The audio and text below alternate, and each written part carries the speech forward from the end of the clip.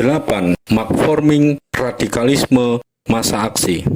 Sana mau ke sana, sini mau ke sini. Begitulah gambarnya pertentangan di sesuatu koloni. Pertentangan inilah yang tadi membawa kita ke atas padangnya politik self-help dan non-cooperation. Tetapi pertentangan itu membawa kita juga ke dalam kawah candra dimukanya politik mark-forming, radikalisme, dan masa aksi. Apa artinya mark-forming itu? Mark-forming adalah berarti formingnya Marx, pembikinan tenaga, pembikinan kuasa. Mark-forming adalah jalan satu-satunya untuk memaksa kaum sana tunduk kepada kita. Paksaan ini adalah perlu, oleh karena sana mau ke sana, sini mau ke sini. Dengarkanlah apa yang tempo hari saya katakan dalam saya punya pleidoy.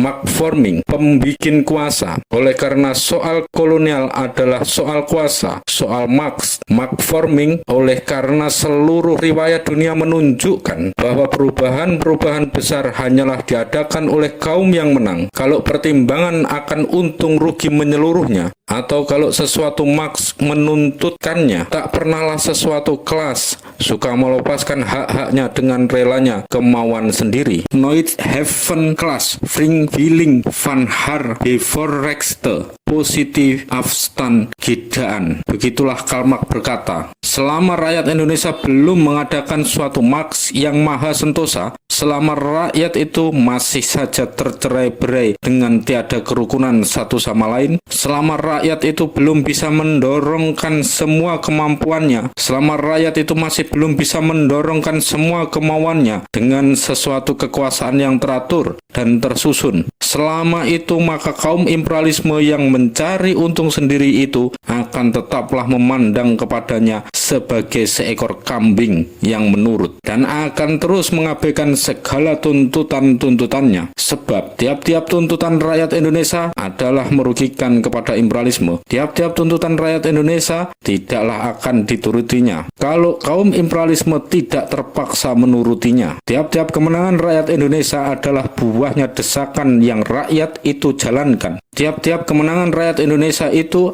adalah sesuatu afgedwongen konsesi menjadi das. Mark-forming adalah perlu oleh karena berhubung dengan adanya antitesis antara sana dan sini. Kaum sana tidak mau dengan kerelaannya kemauan sendiri tunduk kepada kita jika tidak ada paksa dengan desakan yang ia tak dapat menahannya. Dan oleh karena desakan itu hanya bisa kita jalankan bila mana kita mempunyai tenaga, yakni bila mana kita mempunyai kekuatan, mempunyai kekuasaan, mempunyai Marx, maka kita harus menyusun Marx itu, mengerjakan Marx-forming itu dengan segiat-giatnya dan serajin-rajinnya. Kita harus jauh dari politiknya kaum lunak dan selamanya mengira bahwa sudah cukuplah dengan meyakinkan kaum sana itu tentang keadilannya kita punya tuntutan-tuntutan. Mereka mengira bahwa kaum sana itu asal saja sudah membalik pikiran tentu akan menuruti segala kita punya kemauan. Amboi, jikalau benar sana begitu, barangkali Indonesia sudah lama merdeka. Jika kaum sana benar begitu, maka kita semua boleh tidur dan hanya 1-2 orang saja daripada kita boleh berbicara dengan kaum sana itu, membalikkan pikirannya. Tetapi keadaan yang senyatanya tidak begitu. Keadaan yang senyatanya ialah bahwa kaum sana di sini itu tidak buat mendengarkan keadilannya kita punya tuntutan. Tidak pun buat menurut kita punya tuntutan itu bila mana sudah ternyata adilnya. Tetapi ialah tak lain tak bukan buat urusan sendiri, buat kepentingan sendiri, buat keuntungan sendiri, adil atau tidak adil. Keadaan yang senyatanya ialah bahwa sana mau ke sana, sini mau ke sini. Maka oleh karena itulah kaum marhen Indonesia yang di dalam politiknya selamanya harus jauh sekali daripada pengalaman yang bertentangan dengan keadaan yang nyata, yang selamanya harus berdiri di atas bumi yang nyata dan tidak boleh terapung-apung di atas awannya gagasan. Harus menolak politik otak angin daripada kaum lunak itu dan menjalankan politik mentah sementah-mentahnya, yaitu menyusun di muka Marxnya imperialisme itu Marxnya kaum marhen pula.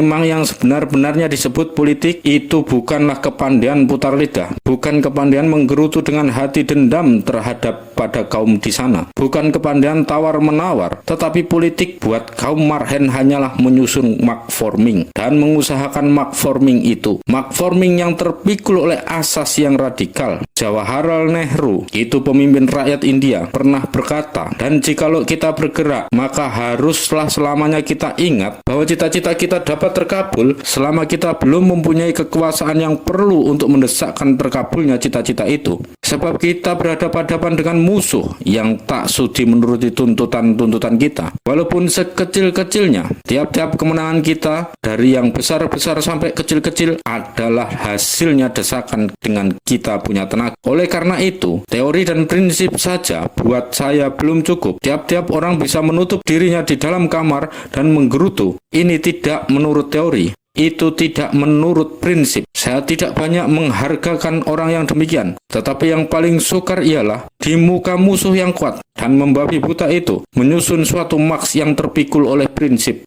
keprinsipilan dan keradikalan Sondermachtforming yang bisa menundukkan musuh di dalam perjuangan yang hebat. Bolehlah kita buang ke dalam sungai Gangga. Keprinsipilan dan keradikalan yang menjelmakan kekuasaan itulah kemauan ibu. Perkataan Jawaharlal Nehru ini adalah perkataan yang cocok sekali buat perjuangan marhen di Indonesia melawan musuh yang juga kuat dan membuta tuli itu. Juga kita kaum marhen Indonesia tak cukup dengan menggerutu saja. Juga kita harus menjelmakan asas atau prinsip kita ke dalam suatu makforming yang maha kuasa. Juga kita harus insaf seinsaf-insafnya bahwa imperialisme tak dapat dikalahkan dengan asas atau prinsip saja, melainkan dengan makforming yang terpikul oleh asas atau prinsip itu. Yang terpikul oleh asas atau prinsip. Sebab makforming yang tidak terpikul oleh asas atau prinsip sebenarnya bukan makforming, bukan pembikinan kuasa.